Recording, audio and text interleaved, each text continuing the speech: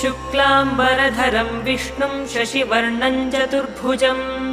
प्रसन्नवदनं ध्यायेत् सर्वविघ्नोपशान्तये यस्य द्विरदवक्त्राद्याः पारिषद्याः परश्शतम् विघ्नं निघ्नन्ति सततं विश्वक्सेनं तमाश्रये व्यासं वसिष्ठनप्तारं शक्तेः पौत्रमकल्मषम् पराशरात्मजं वन्दे शुकतातन्तपोनिधिम्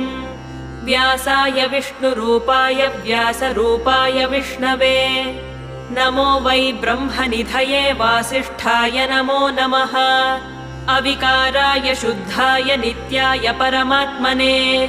सदैकरूपरूपाय विष्णवे सर्वजिष्णवे यस्य स्मरणमात्रेण जन्म संसारबन्धनात् विमुच्यते नमस्तस्मै